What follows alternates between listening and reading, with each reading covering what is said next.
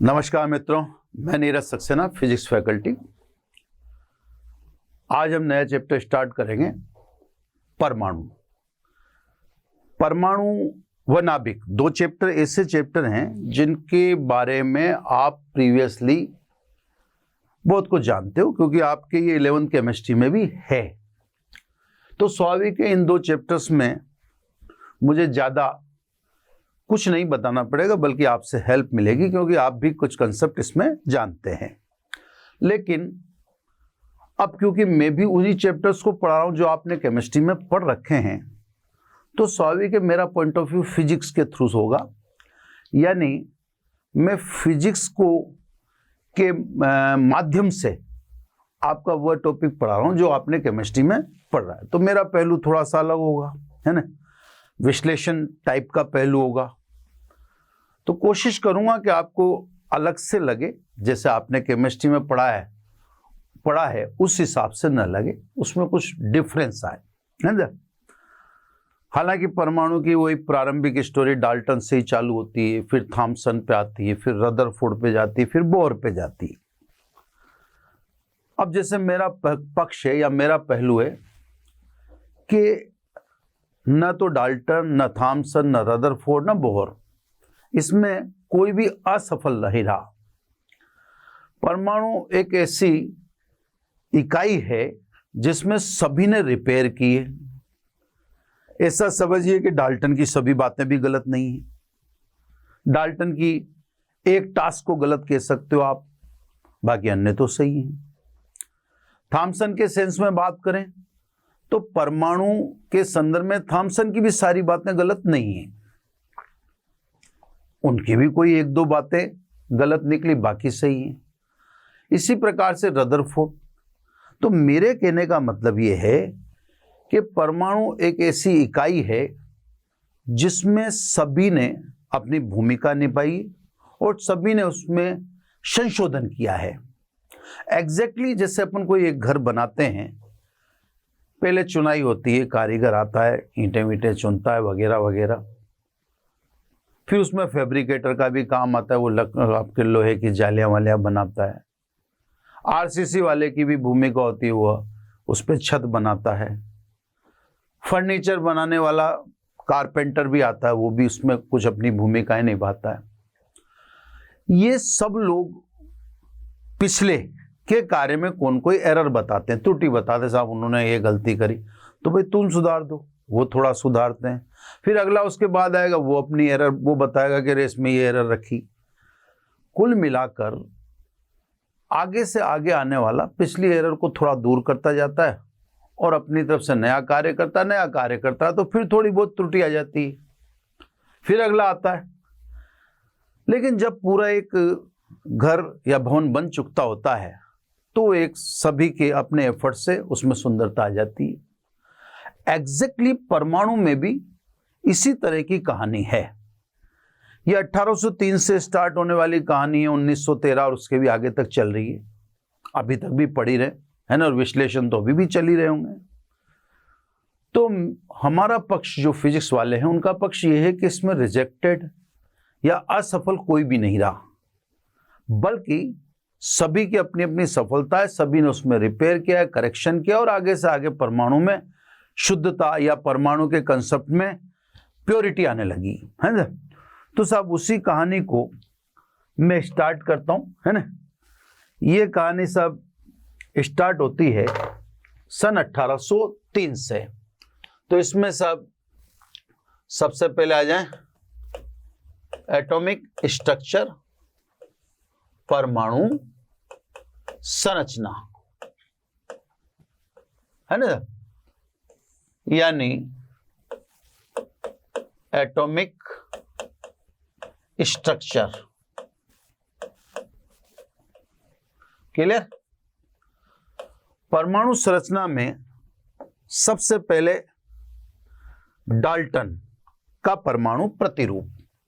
तो सबसे पहले नंबर आता है साहब डाल्टन का परमाणु प्रतिरूप। कमोबेश ये कहानी स्टार्ट होती है 1803 से। अब देखो ईयर वियर थोड़ा बहुत ऊपर नीचे हो सकता है ना। डाल्टन का परमाणु प्रतिरूप।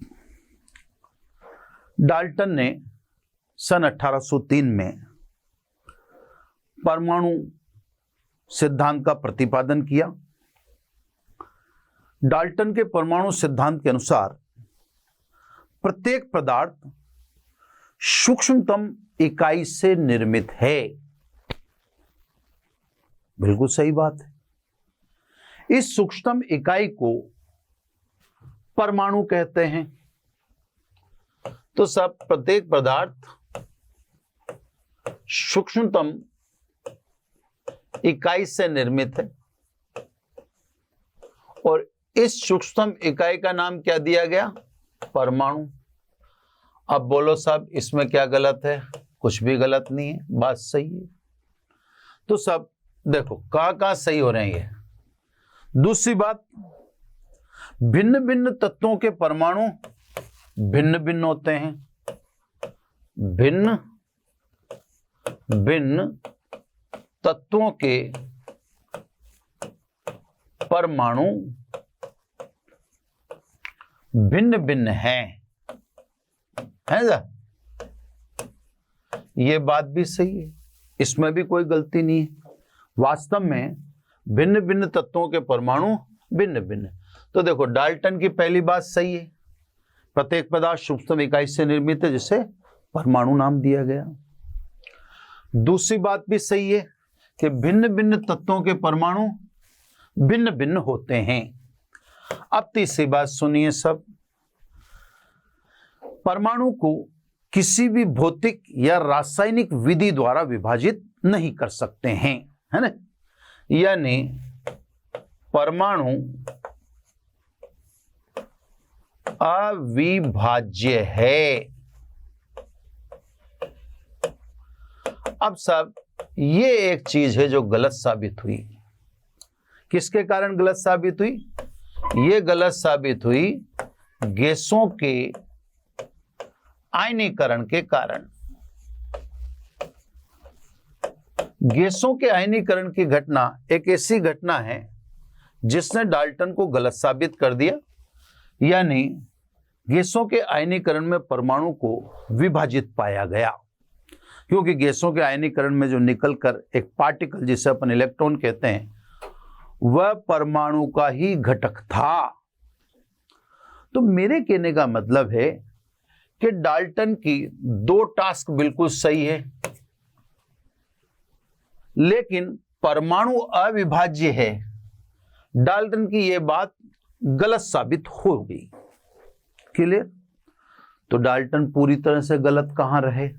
नहीं। अब सब आगे चलते हैं, है ना? अब आगे आता है सब थॉमसन। थॉमसन को टॉमसन भी कहते हैं, है ना? वो इंग्लिश वर्जन है, इंग्लिश में नेम है। इंग्लिश नेम को जैसे किरचॉफ को किरखॉफ भी कहा जाता है ना?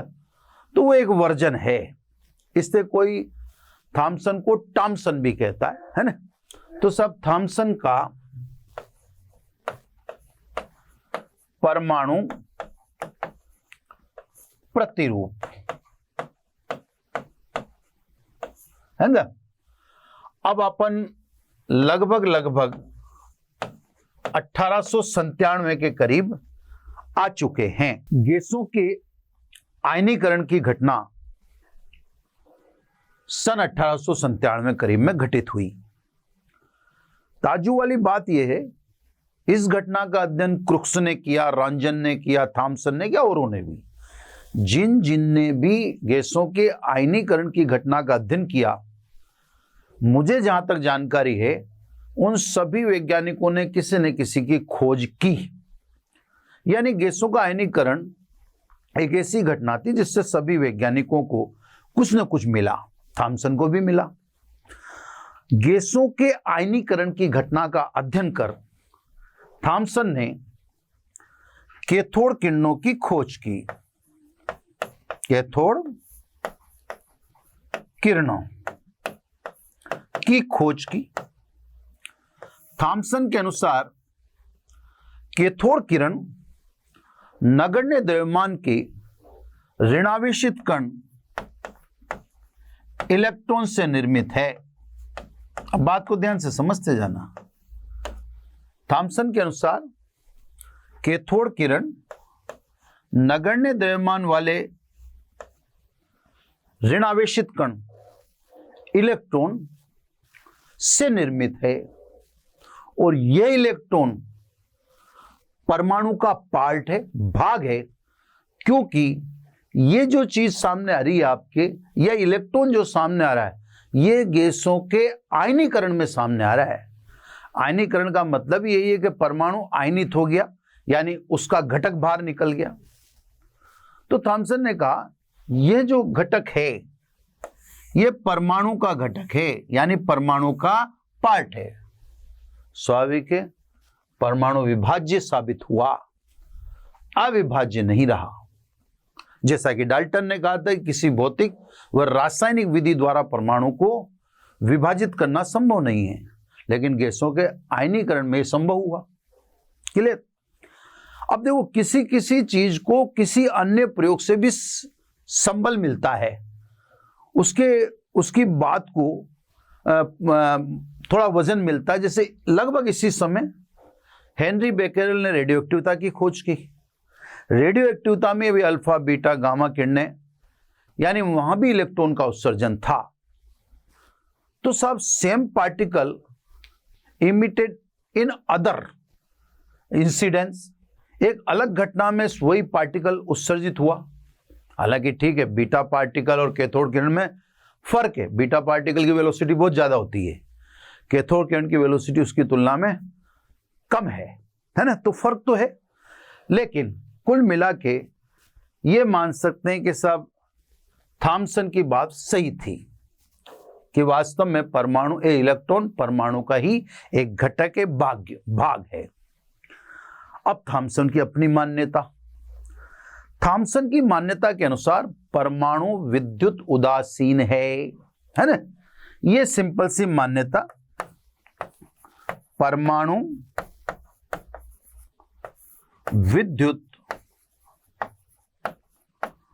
उदासीन है। थॉमसन ये मानते हैं। अब क्यों मानते हैं, इसका आधार क्या है? अब देखो, कहानी है साहब, कहानी को सब अपने अपने तरीके से सुनाते हैं, मैं भी अपने तरीके से सुनाता हूं। कहानी में कितना एग्जैक्टनेस है वो एक अलग चीज है, लेकिन कहानी आपको जुड़ती हुई दिखेगी। सब अपने अपने हिसाब से स्टोरी बना लेते हैं, मैं भी वही करता हूं, है ना? तो सब परमाणु विद्युत उदासीन है थॉमसन की मान्यता के अनुसार। क्यों है साहब ये मान्यता? इस मान्यता के पीछे छोटा सा रीजन है। थॉमसन कहते हैं अगर परमाणु मान लीजिए अल्प आवेशित भी होता, अल्प आवेशित भी होता, तो असंख्य परमाणुओं से निर्मित वस्तु यानी पदार्थ प्रबल आवेशित होना चाहिए।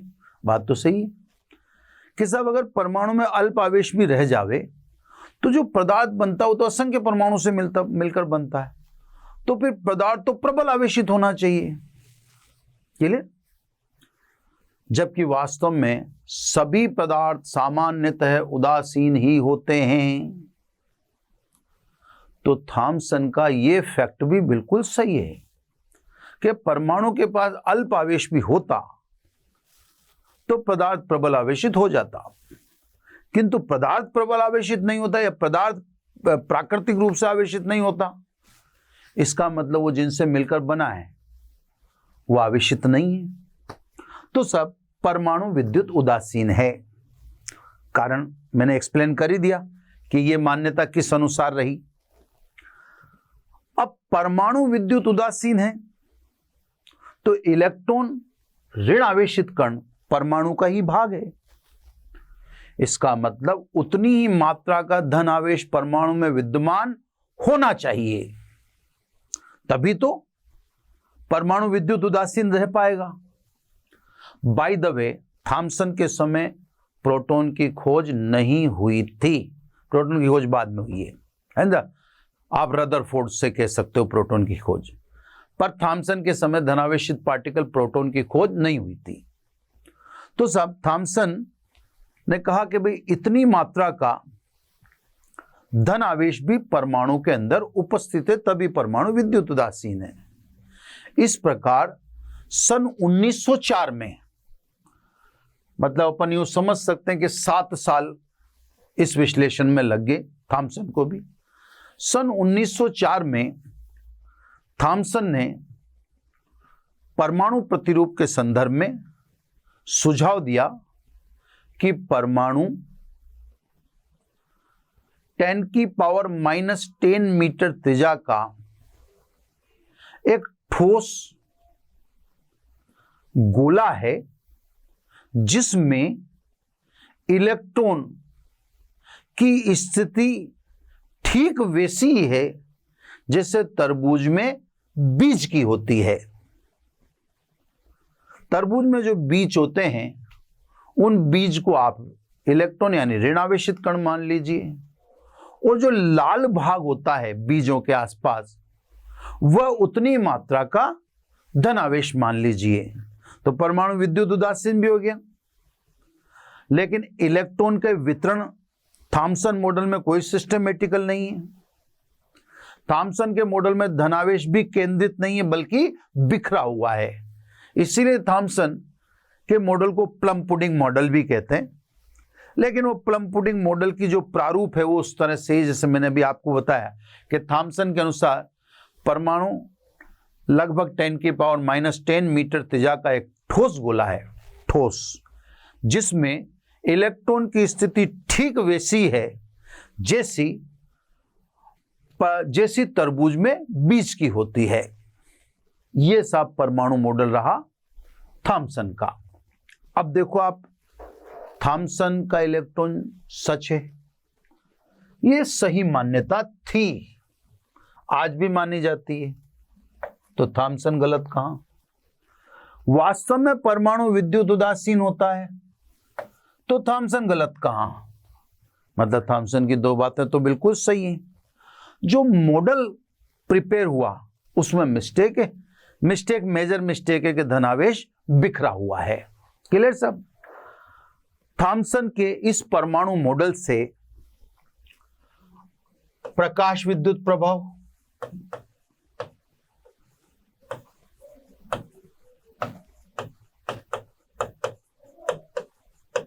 गैसों का आयनीकरण,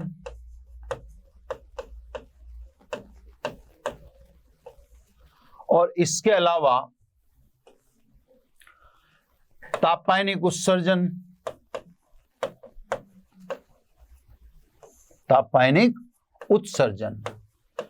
इन सभी की सफलतम व्याख्या संभव हो सकी, या यूं कह दें थॉमसन मॉडल से प्रकाश विद्युत प्रभाव, गैसों के आयनीकरण और तापायनिक उत्सर्जन की व्याख्या की जा सकी। ठीक है सब, इन तीन की व्याख्या थॉमसन मॉडल से हुई। अब देखना कहां दिक्कत है। दिक्कत यहां है क्योंकि आप तापायनिक उत्सर्जन समझाओ या कोई भी चीज समझाओ, आयनीकरण ही समझाओ, तो थॉमसन इस बात को मानते हैं कि ऊर्जा देने से इलेक्ट्रॉन निकलेगा थॉमसन मॉडल में। अब मॉडल आप तरबूज या प्लम पुडिंग मॉडल को अज्यूम करते हुए दिमाग में रखिए, कैसे निकलेगा, है ना? तो स्वाभाविक है, थॉमसन के अनुसार जब हम परमाणु को एनर्जी देते हैं तो उसमें उपस्थित इलेक्ट्रॉन दी गई ऊर्जा के कारण वाइब्रेशन करता है। वह जिस आवृत्ति से कंपन करता है उसी आवृत्ति की विकिरण का उत्सर्जन होता है। ठीक है सब?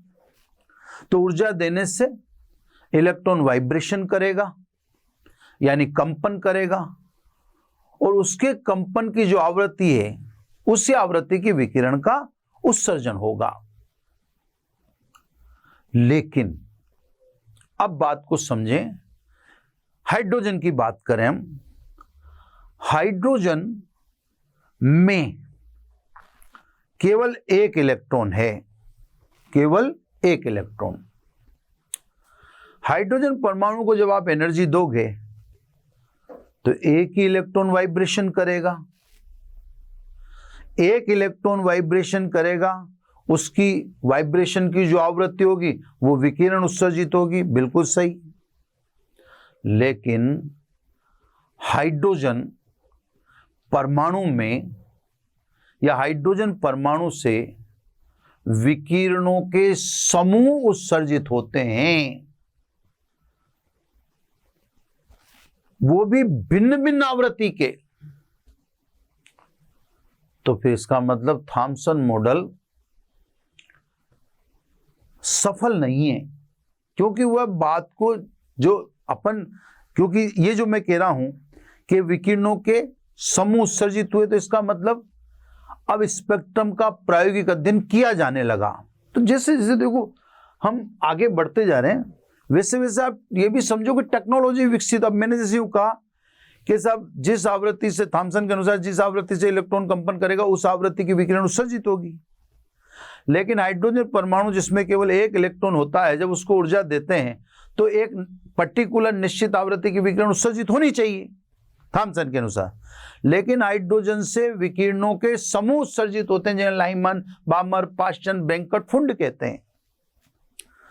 इसका मतलब स्पेक्ट्रम का आविष्कार हो चुका था, तभी तो ये बात आई है ना।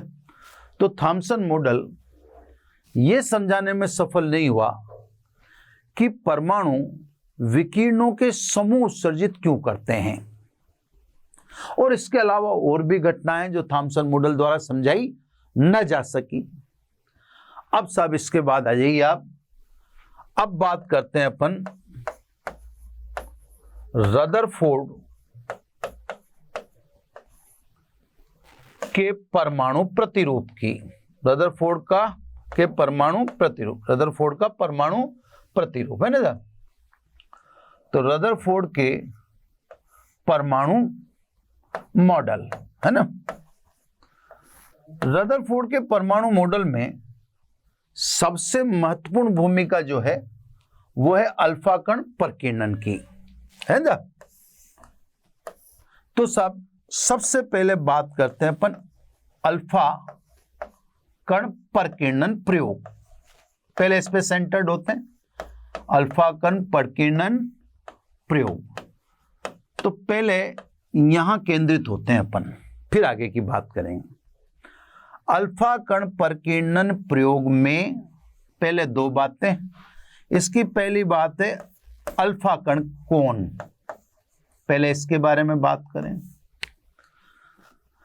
अल्फा कण द्विआयनित हीलियम का परमाणु कह सकते हैं आप,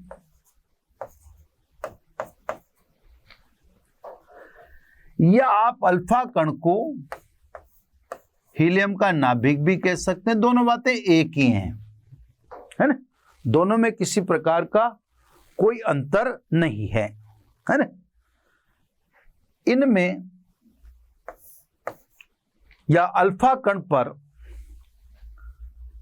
धन 2 इलेक्ट्रॉन के बराबर आवेश है ना। सब जगह थोड़ी सी कम है मेरे पास, मैं वहीं पे बात को समझा, है ना। अल्फा कण का परिचय चल रहा है अभी, है ना। अल्फा कण पर आवेश धनात्मक और 2 इलेक्ट्रॉन के बराबर। अल्फा कण का द्रव्यमान 4 प्रोटॉन के द्रव्यमान के बराबर, ठीक है ना। तो अल्फा कण प्रकीर्णन प्रयोग में पहले परिचय दे दिया अपन ने अल्फा कण का। अल्फा कण के परिचय में अल्फा कण कौन है सब? अल्फा कण द्विआयनित हीलियम का परमाणु, ये द्विआयनित हीलियम परमाणु कह दो या हीलियम का नाभिक कह दो, कोई दिक्कत नहीं, दोनों चीजें एक ही हैं। अल्फा कण पर आवेश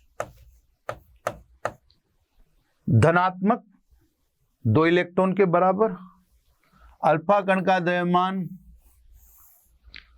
लगभग 4 प्रोटॉन के बराबर, या 4 प्रोटॉन के द्रव्यमान से भी थोड़ा सा ज्यादा ही है। ये तो हो गया परिचय अल्फा कण का। अब आओ सब आगे। इस प्रयोग में स्वर्ण पत्र का इस्तेमाल किया गया। स्वर्ण पत्र है ना, यानी गोल्ड फॉइल, स्वर्ण पत्र क्यों साहब?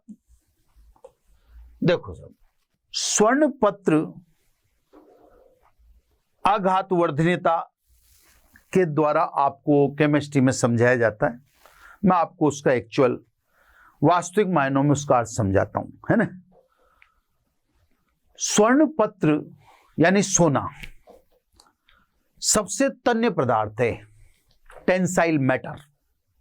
सबसे तन्य पदार्थ का मतलब इसको आप बहुत पतला कर सकते हो, इसके पतले तार संभव है। आपने देखा होगा आभूषण जितने अच्छे सोने के बन सकते हैं चांदी के नहीं बन पाते, क्योंकि सोने के बहुत महीन तार पैदा किए जा सकते हैं।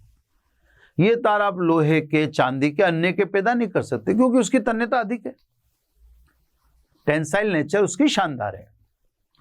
तो सोने को आप बहुत पतला कर सकते हो, इवन दो चांदी से भी कम। अब चांदी का वर्क तो आपने देख ही रखा, हालांकि सोने का वर्क भी है, कितना पतला होता है। तो सोने को बहुत पतला किया जा सकता है, इतना पतला कि इसकी मोटाई 10 की पावर -6 -7 इस तरह की रह जावे।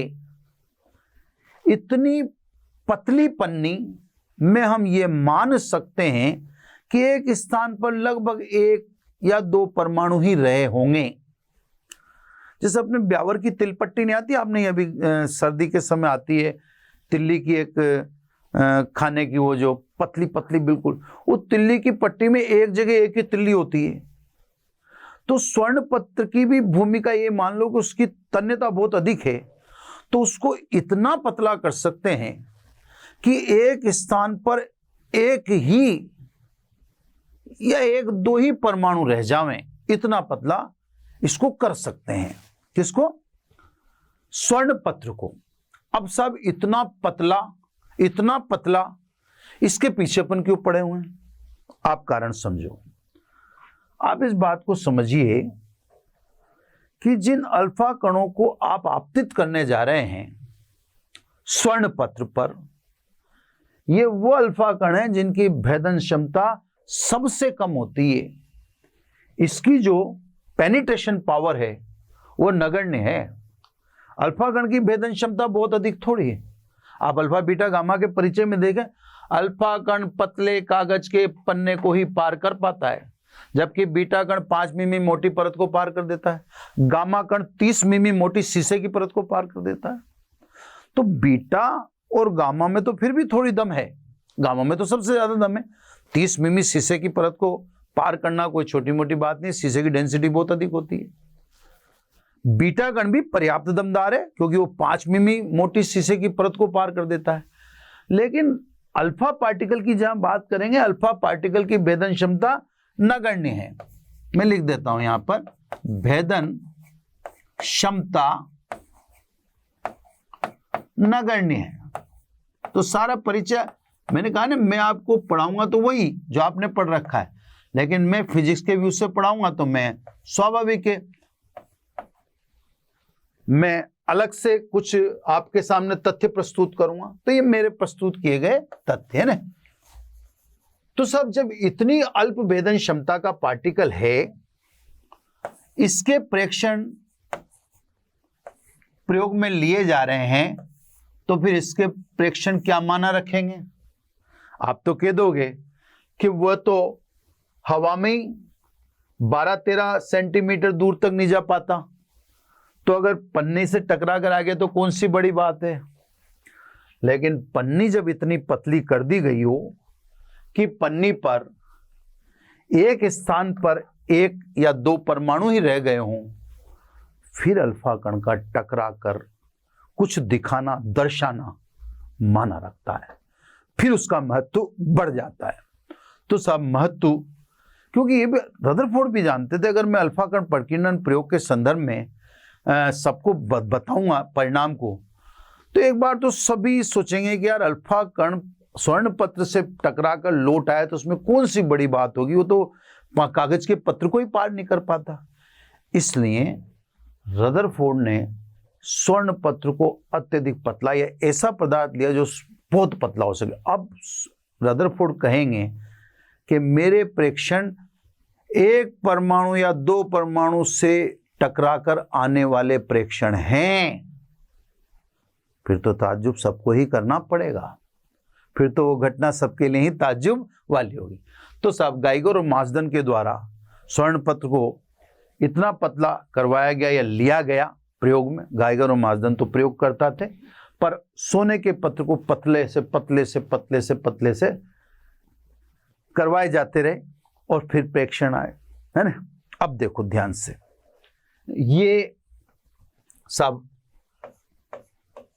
परमाणु का डिजाइन बना देते हैं अपन। अब देखो इस प्रयोग में क्या और कैसे घटित हुआ उसको मैं दिखाने की कोशिश करता हूं। मैं बहुत एक्यूरेट चित्र बनाना हूं, है ना। ये अल्फा कण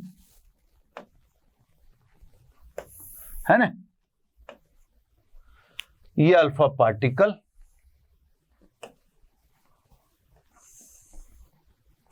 ठीक है।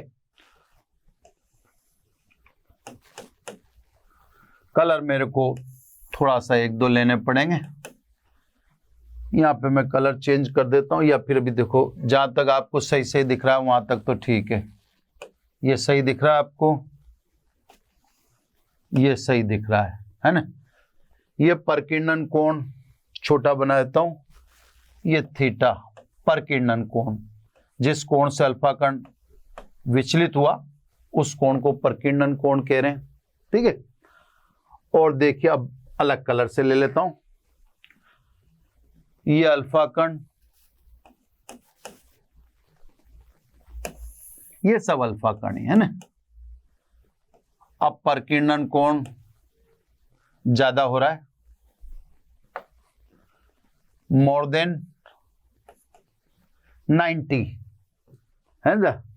ये देखो परकीर्णन कोण अधिक कोण हो गया यहां पे। अब एक बिल्कुल अलग कलर, अल्फा कण स्वर्ण पत्र पर आपतित किए गए। इसका पूरा परिचय आपको दे ही दिया मैंने, है ना। सारी चीजें मैं एक बार उसको थोड़ा सा चित्र को सही कर दूं बीच बीच में ये करके। अब देखो ये तो अल्फा कण दागे और जो अल्फा कोणों की स्थितियां थी। अब इन स्थितियों का पता कैसे पड़ा, चलो सब। अब इसमें सबसे जो महत्वपूर्ण भूमिका मेरे हिसाब से जो मुझे लगी, वो सबसे महत्वपूर्ण भूमिका लगी डिटेक्टर की। ये साहब एक डिटेक्टर है, ये तो मैंने बनाया वृत्ताकार पथ। पहले तो इसको लिख दूं मैं, वृत्ताकार पथ।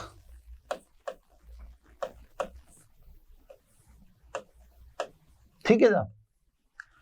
इस वृत्ताकार पथ पर एक डिटेक्टर रन कर रहा है।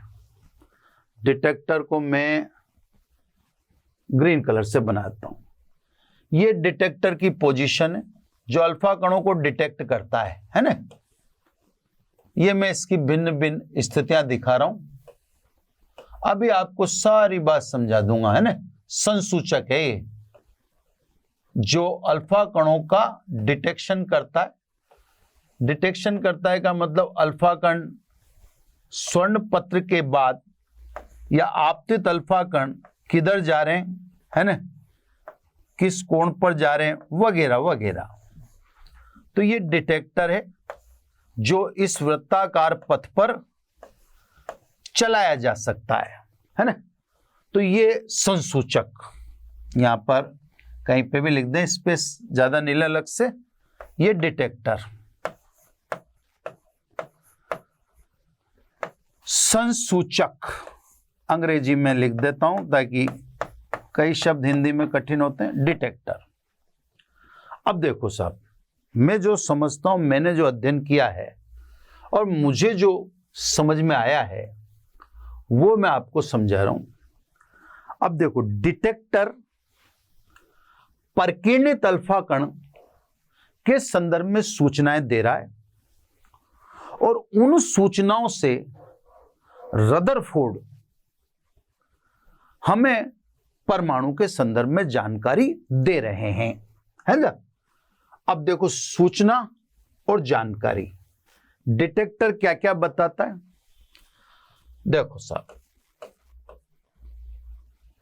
डिटेक्टर बताता है अधिकांश अल्फा कण अविचलित पारगमित हो गए। देख लो आप, ये देखो सीधा निकल गया है ना, ये वाला भी सीधा निकल गया, ये भी सीधा निकल गया, ये भी सीधा निकल गया। तो अधिकांश अल्फा कण अविचलित पारगमित हुए। डिटेक्टर से डिटेक्ट हुई ये बात। आपने चाहो तो वृत्ताकार पैमाने पर क्या किसको चला रहे हो आप? डिटेक्टर को, जो किसको डिटेक्ट कर रहा है? अल्फा पार्टिकल को, जो स्वर्ण पत्र पर आपतित किए गए। ये स्वर्ण पत्र का एक डिजाइन बना दिया अपन ने, ठीक है। तो सब डिटेक्टर की सूचना आती है कि अधिकांश अल्फा कण अविचलित पारगमित हुए, जैसे मैंने दिखाई राइट राइट लग करके। रदरफोर्ड समझ गए, इसका मतलब परमाणु खोखला है ना? परमाणु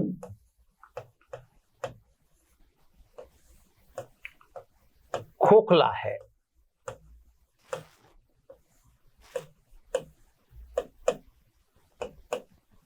ठोस नहीं। थॉमसन की बात गलत साबित हुई, ठीक है ना? क्योंकि अधिकांश अल्फा कण अविचलित पारगमित हो गए। स्वर्ण पत्र जो था उसमें अपन एक स्थान पर 2-3 परमाणु मान लें, और अल्फा कण सीधे के सीधे आ रहे हैं। तो अल्फा कण सीधे के सीधे आ रहे हैं, इसका मतलब परमाणु खोखला है। जबकि थॉमसन ने कहा था परमाणु ठोस है। थॉमसन की यह बात गलत रही, ठीक है। लेकिन विद्युत उदासीन होता है, उसमें थॉमसन सही थे। इलेक्ट्रॉन होता है, उसमें थॉमसन सही है। उसको रदरफोर्ड भी मानेंगे, है ना। अब डिटेक्टर की सूचना, डिटेक्टर किससे अपने को प्रेक्षण मिल रहे हैं, और रदरफोर्ड उनका विश्लेषण करके बता रहे हैं।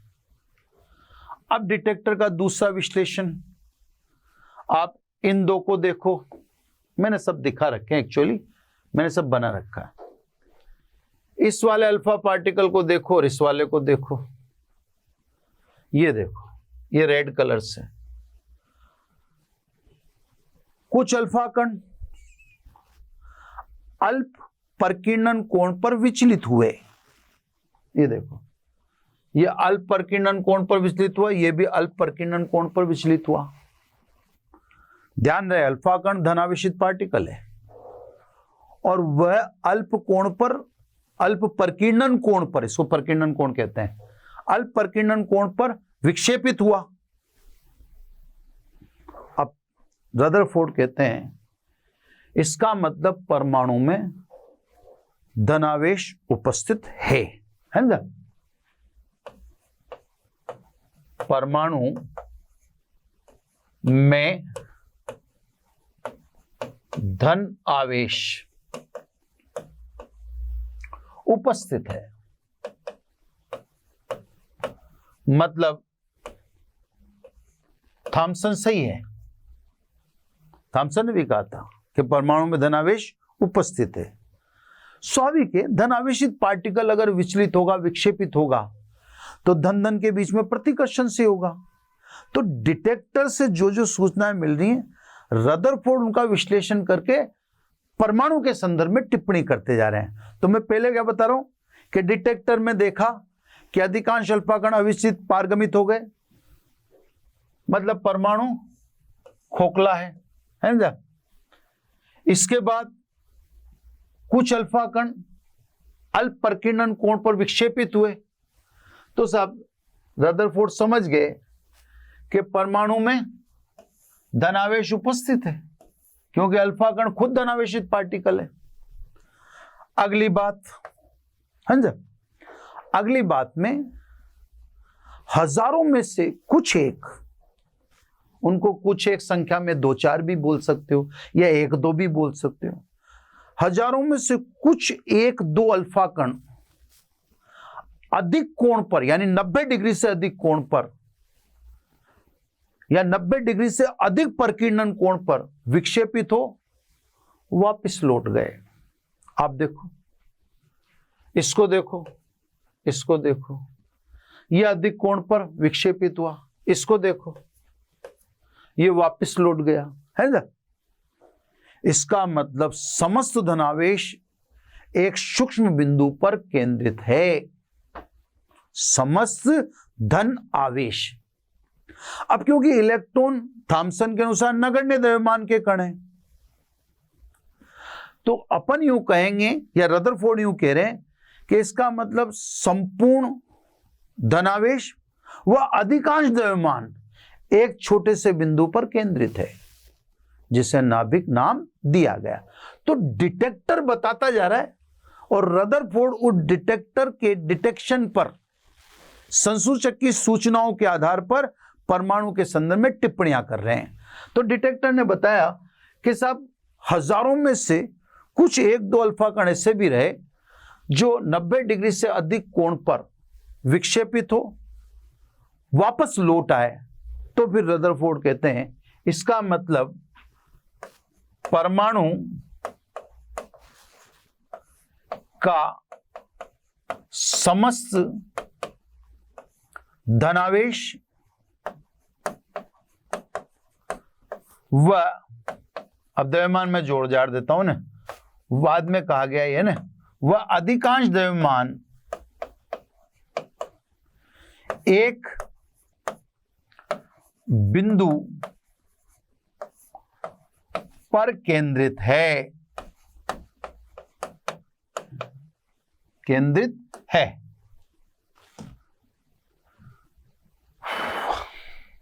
चलो ठीक है ना, एक मिनट।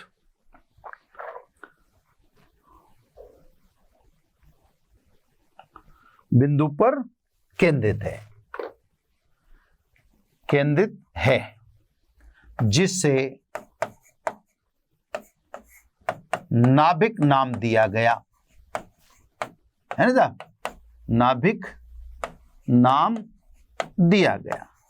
अब देखो साहब, बॉडी में बॉडी की खोज हो गई।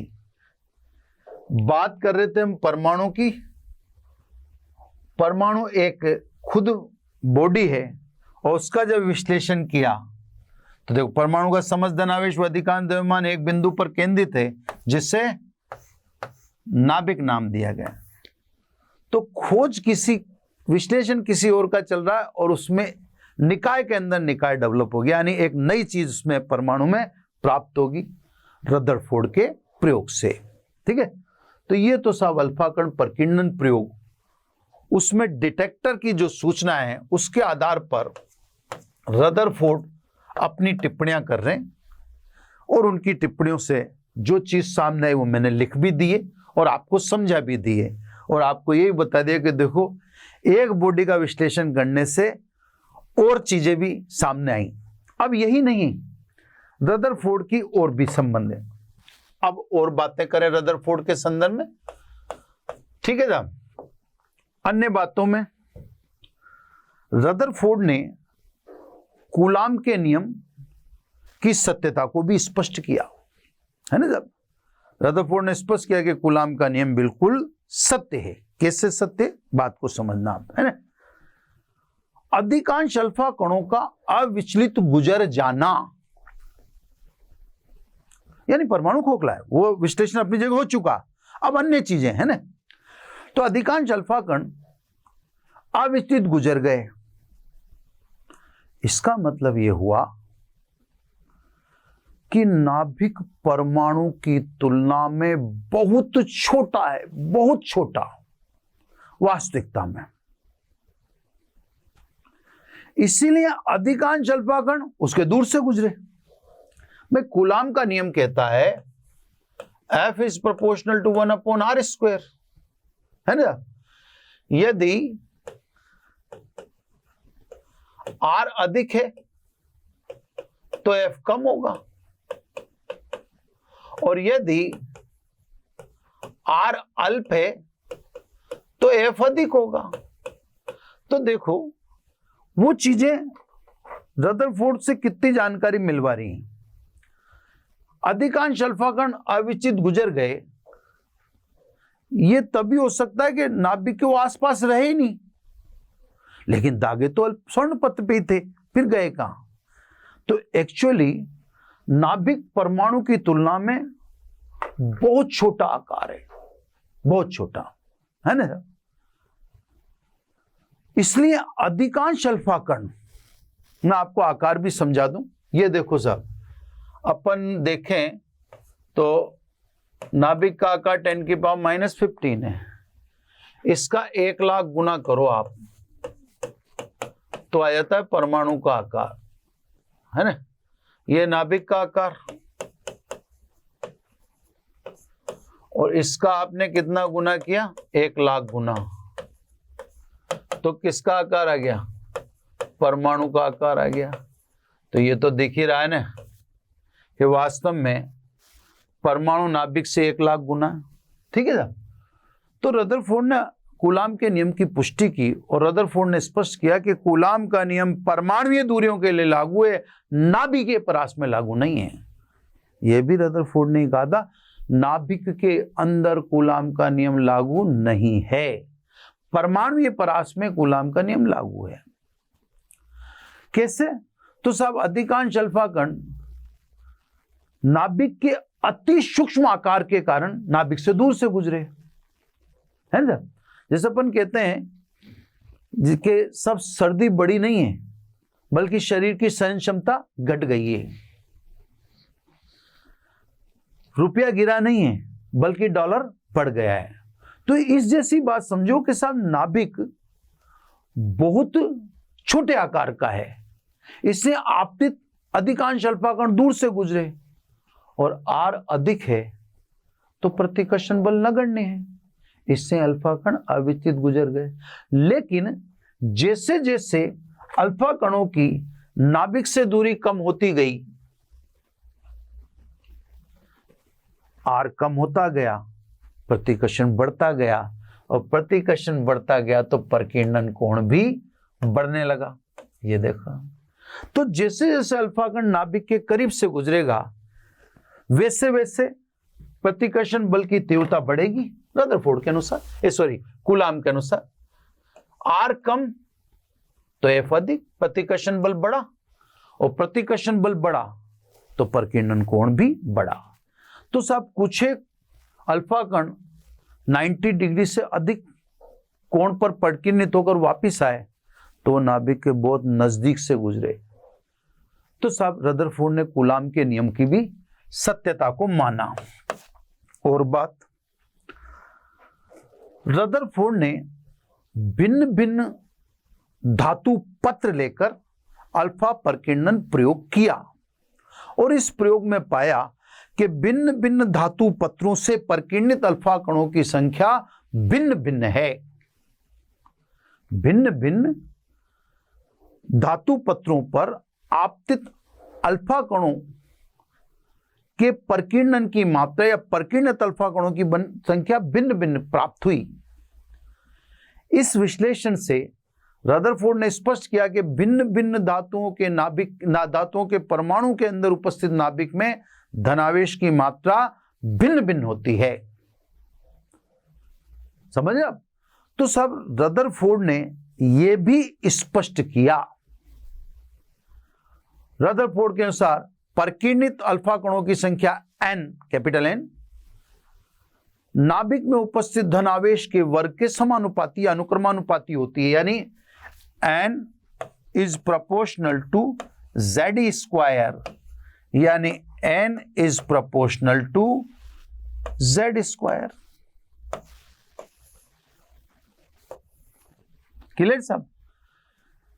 यानी प्रकीर्णित अल्फा कणों की संख्या वहां अधिक है जिस नाभिक के पास धनावेश की मात्रा अधिक है, और प्रकीर्णित अल्फा कणों की संख्या वहां कम है जहां धनावेश की मात्रा कम है।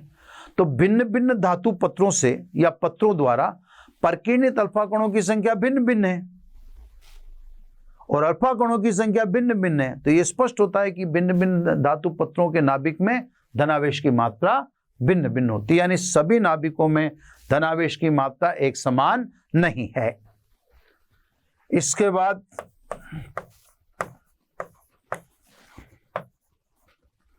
संघट प्राचाल बी, ये भौतिक राशि है सब। उसी क्रम में आप देखो रदरफोर्ड का एनालिसिस पढ़ रहे हैं तो उस एनालिसिस में सब चीजें पढ़ी जाएंगी, है ना।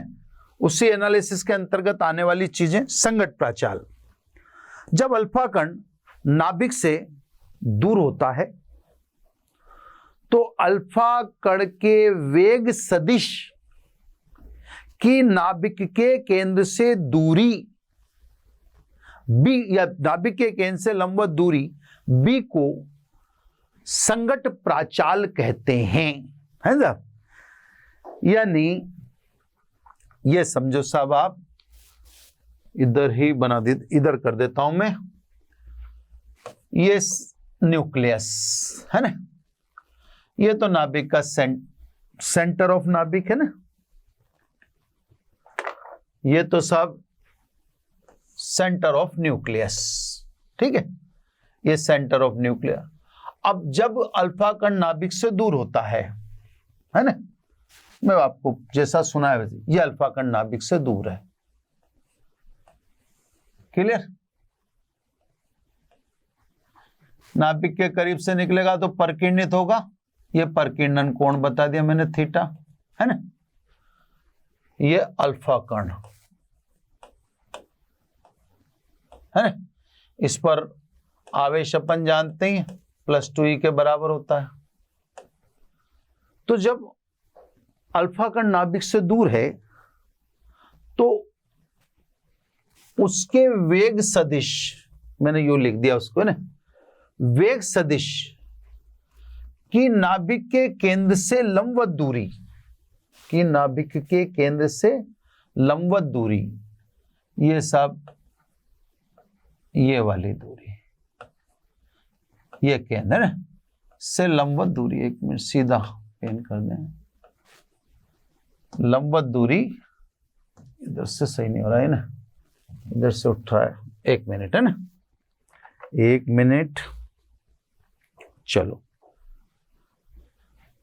नाभिक के केंद्र से लंबवत दूरी, इसको बी दिख ही जाएगा अब आपको ना,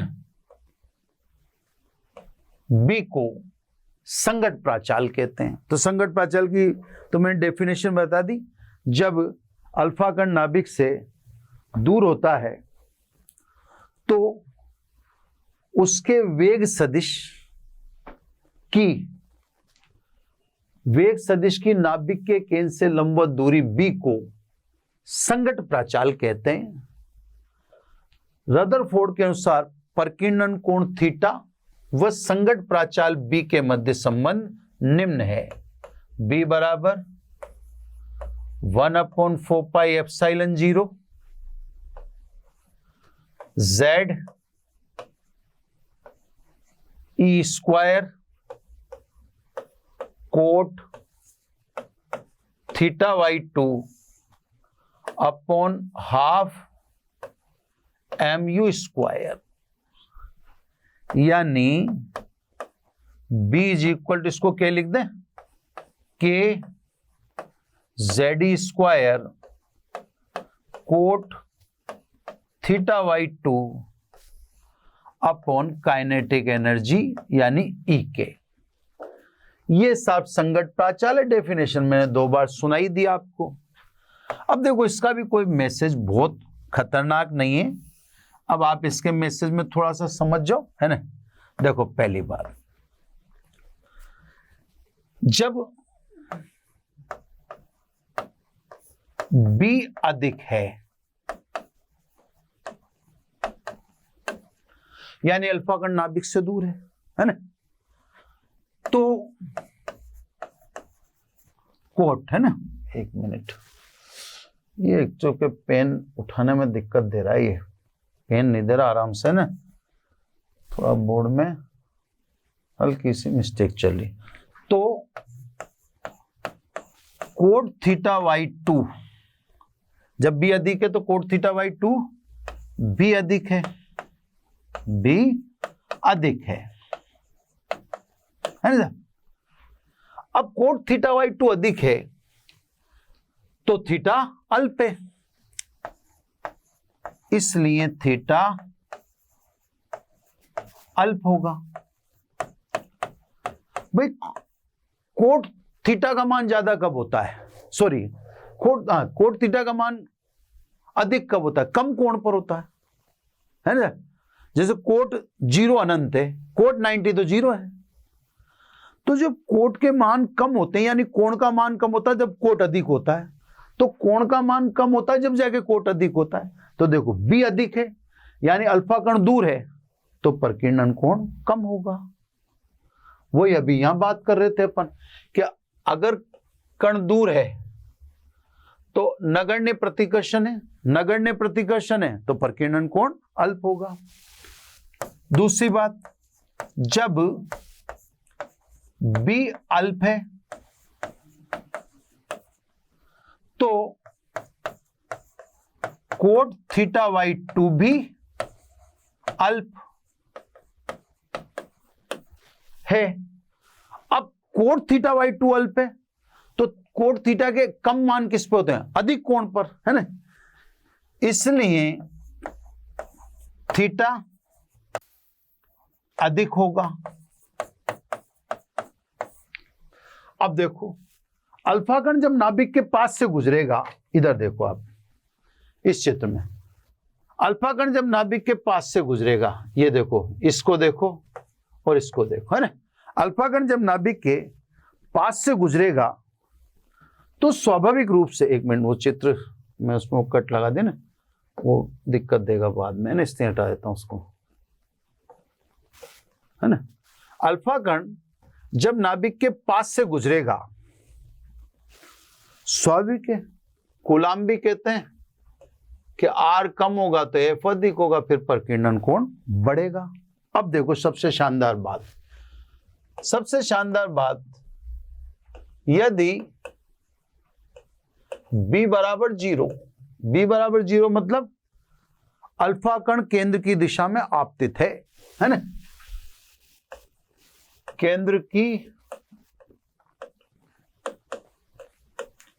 दिशा में आपतित,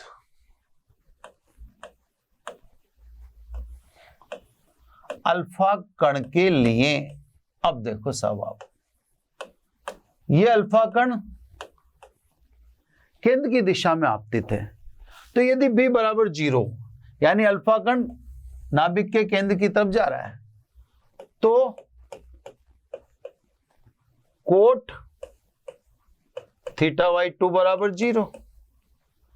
अब बताओ कोट थीटा वाई 2 बराबर 0, तो इसका मतलब थीटा वाई 2 कितना हुआ? 90 डिग्री, क्योंकि कोट 90 इज इक्वल टू 0 होता है, आता है थीटा बराबर 180 डिग्री, है ना। तो सब ये वाला अल्फा कण 90 से अधिक डिग्री पर लौट कर आएगा, जो कहां आपतित किया? जो सीधा का सीधा या जो नाभिक की सीध पर गया, ये देखो, इसको देखो, इसको, ये नाभिक के केंद्र की तरफ गया तो ये लौट कर आ गया। तो साहब ये पुष्टि पहले भी हो चुकी, और रदरफोर्ड इस समीकरण से भी उस बात की पुष्टि करते हैं। चलो सब बातों में भी और बातें हैं, है ना। आज जितनी बातें कर ले, छोटी सी बात है ना, अल्फा कण की नाभिक के निकटतम पहुंच की दूरी r0, है ना।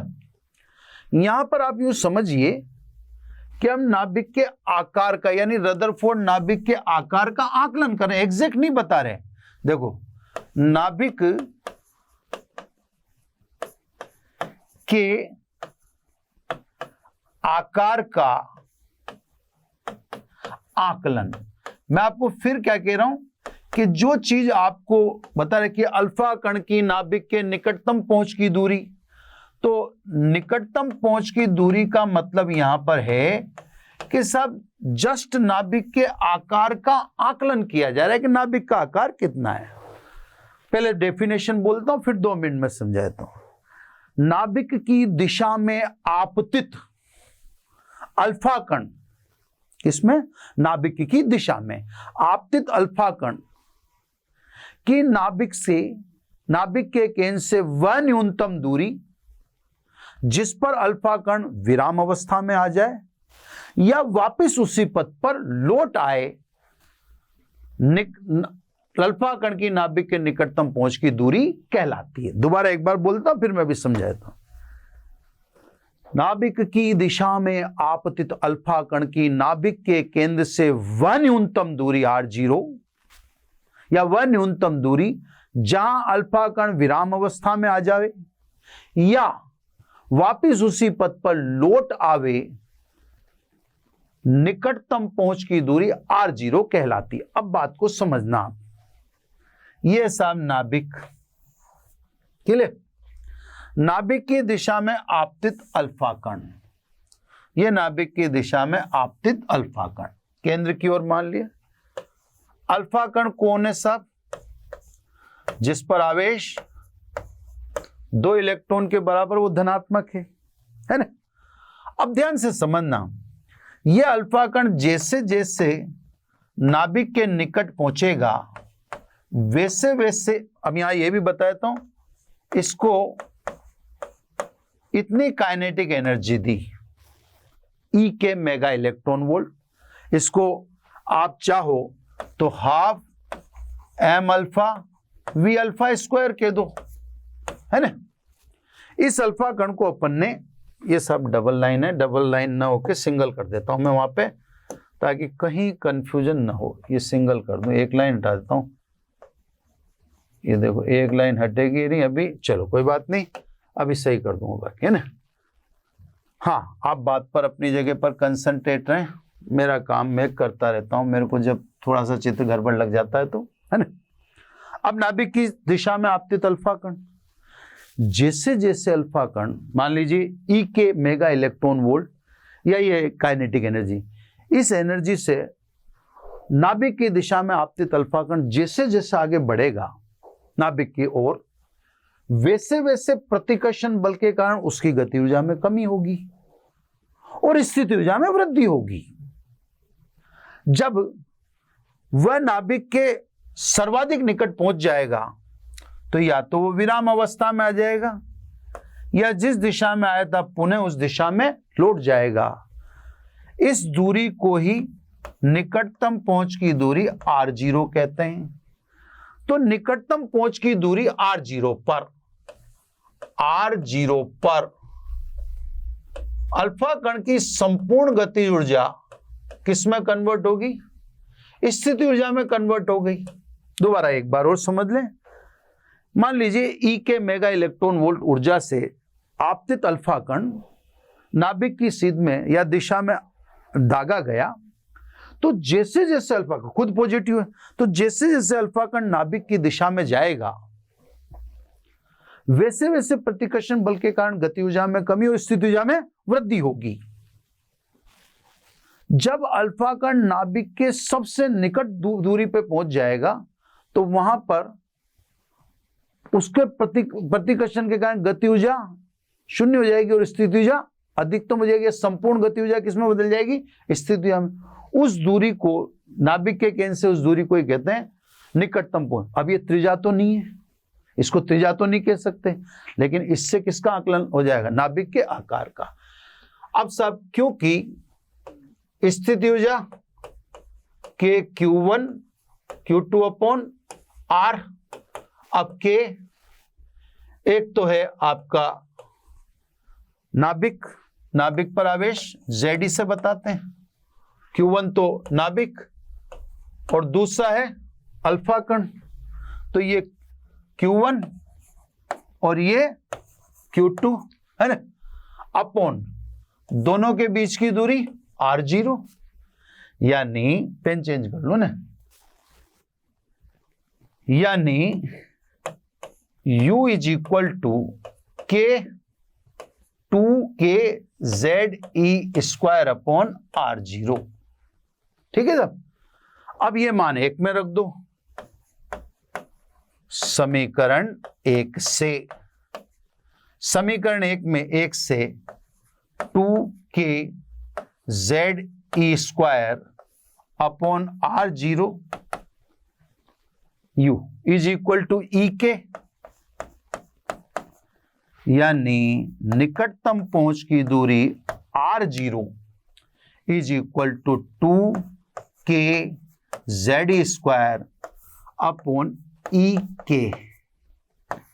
अब काइनेटिक एनर्जी की जगह आप चाहो तो ये लिख दो half M alpha V alpha. देखो k कांस्टेंट है 9 इंटू 10 की पावर 9, z नाभिक पर आवेश है, इलेक्ट्रॉन कांस्टेंट है। किस गति ऊर्जा से आपने इलेक्ट्रॉन दागा, उस गति ऊर्जा को यहां लिख दीजिए। नाभिक की निकटतम पहुंच की दूरी r0 का आपको पता चल जाएगा। अब मेरी बात को ध्यान से समझना, लगभग 5.5 मेगा इलेक्ट्रॉन वोल्ट ऊर्जा वाले अल्फा कण को स्वर्ण पत्र पर या स्वर्ण नाभिक पर आपतित किया गया, जिसकी निकटतम पहुंच की दूरी 2 इंटू 10 की पावर -15 मीटर करीब निकली। अब देखो निकटतम पहुंच की दूरी त्रिज्या नहीं है, उससे थोड़ा सा कम करो, तो उससे थोड़ा सा कम कर दिया तो लगभग 10 की पावर -14 और 10 की पावर -15, ये जो मैंने बताया ये नाभिक का आकार है लगभग। दोबारा ध्यान से समझ ले मेरी बात को।